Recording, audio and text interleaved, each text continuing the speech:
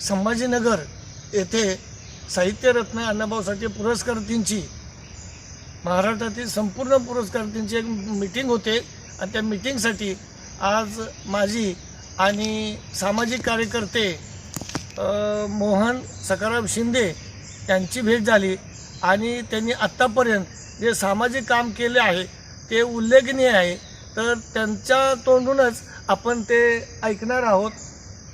मी मोहन सखाराम शिंदे, माझं गाव पेठ नाका इस्लामपूर, तालुका वाळवा, जिल्हा सांगली.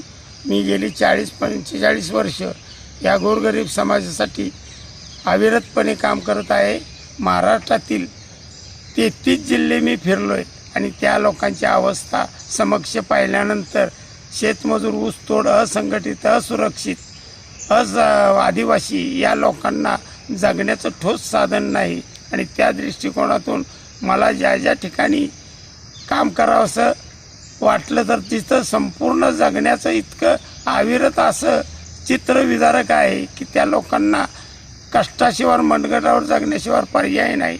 6 महिने काम असतं, 6 महिने काम नसतं आणि उचल घेऊन खात असल्यामुळं तो पिढ्यानपिढ्या पूर्ण कष्टकरी घटक हा 62% आज कर्जात कितपत पडलेला आहे आणि रोज उचल घेऊन खायचं, त्या पद्धतीने हे करायचे. आणि ज्या ज्या वेळेला त्यांच्यावर संकट येतं त्यावेळेला राजकीय क्षेत्रातून पूर्णपणे त्यांना कुठलंही सहकार्य किंवा आधार मिळत नाही. आजपर्यंत विकासाच्या योजना महाराष्ट्र शासनाच्या भरपूर आहेत, पण या संपूर्ण विकास क्षेत्रातून, विकासाच्या योजनेपासून त्यांना गेली 80 वर्ष बाजूला फेकलेलं आहे.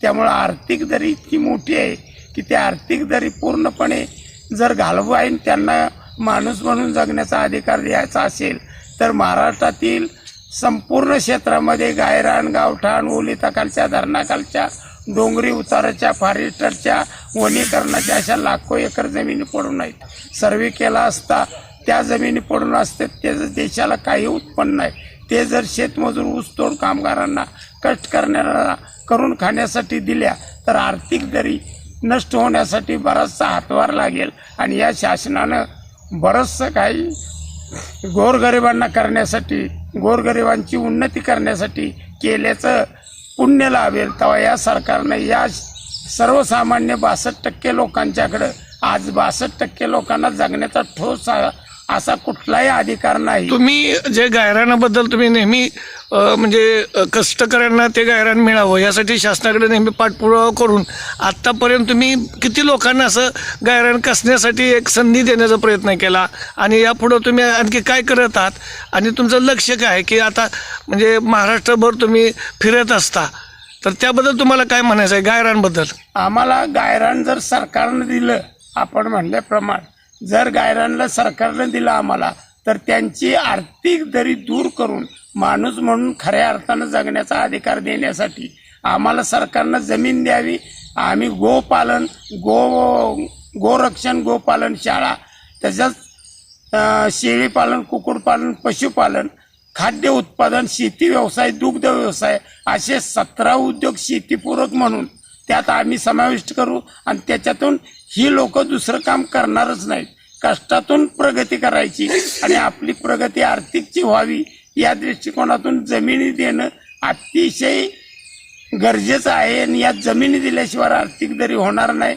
जे काही त्याच्यातून पण अजून जर तुम्ही शेतमजुरांना 4 एकर 10 एकर जमिनी दिल्या आणि बियाणं जर दिलं, तुम्ही संपूर्ण जमिनी लागवडीखाली आणल्या, तर त्या जमिनीत मिळणारं उत्पन्न जे निघेल त्यातला 20% लाभ आम्ही सरकारच्या तिजोरीत सुद्धा टाकायला तयार आहोत.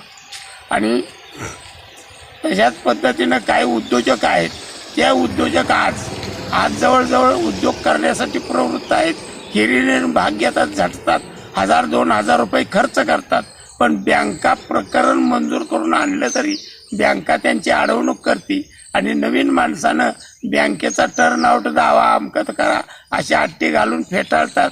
तर ते दूर करावं. बँकेनं तशा ताकिदे देऊन कर्ज देणार. अशासाठी तुम्ही अधिकारी लोकांना भेटलात का कधी? अनेक बँकांना मी भेटलोय. SIB बँकेला भेटतोय, करार बँकेला भेटतोय. शासकीय यंत्रणा ज्या ज्या ठिकाणी बँका प्रकरण हाताळतात त्या बँकांना शासनानं आपली शासकीय यंत्रणेची कामं करण्यासाठी, कर्ज उद्योजकांना देण्यासाठी प्रत्येक अर्थमंत्र्यांनी, निर्मला सीतारामन केंद्र शासनाचे आज मंत्री आहेत, त्यांनी 80 करोड रुपये त्यांना निधी दिलेला आहे. आणि तो निधी असताना ते गाव दत्तक आहे त्या बँकेकडे, तरी सुद्धा बँका कर्ज देत नाहीत. महाराष्ट्र ग्रामीण बँक अजिबात उभं करत नाही. महाराष्ट्र बँकेत सुद्धा तसंच आहे, SIB बँकेत सुद्धा तसंच आहे. आणि अधिकारी इतका ताट आहे की 4-4 ते 20-20 हजार रुपये खर्च करून सुद्धा याला मारायला होतो आणि कर्ज देत नाही. उद्योजक त्यामुळे गडबडीत गेलाय. आणि इतर प्रकरणं जर त्याच्याकडे आली तर एका तासात निकालात काढतोय.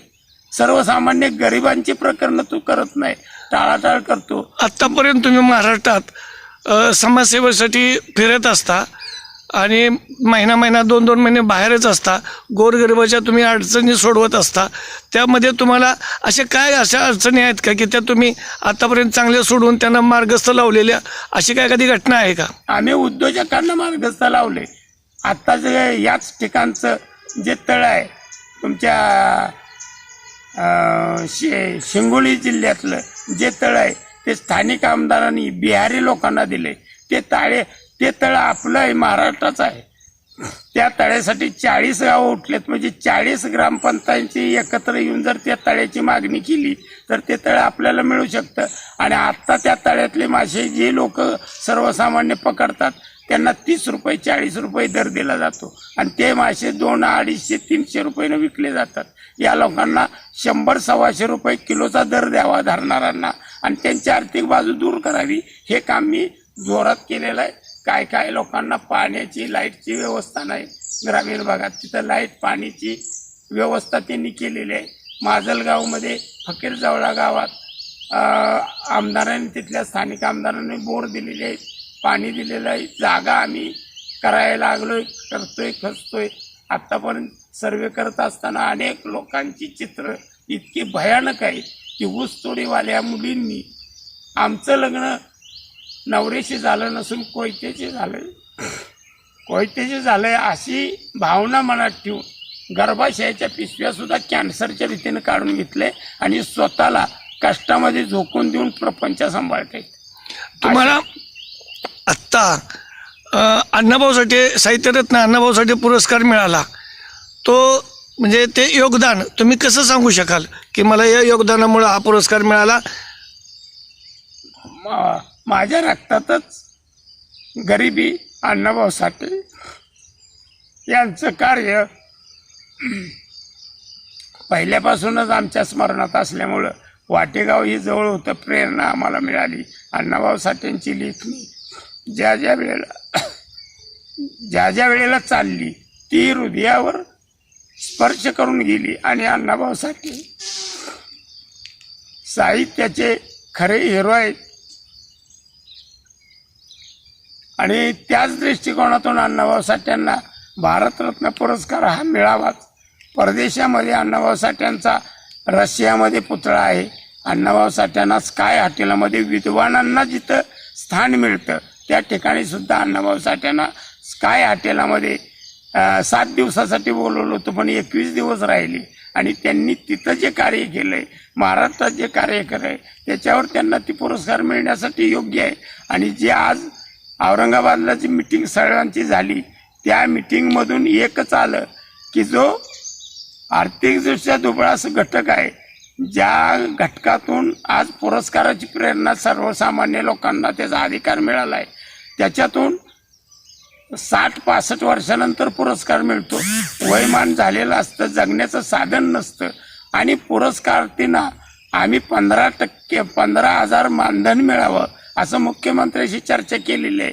त्याची 8,000वर अशी चर्चा ऐकतोय, पण किमान त्यांनी 15,000चाच विचार करावा आणि लवकरात लवकर मानधन देऊन ज्यांना पुरस्कार मिळाले त्यांना जगण्यासाठी एक आधार म्हणून त्याचा फार मोठा लाभ होईल.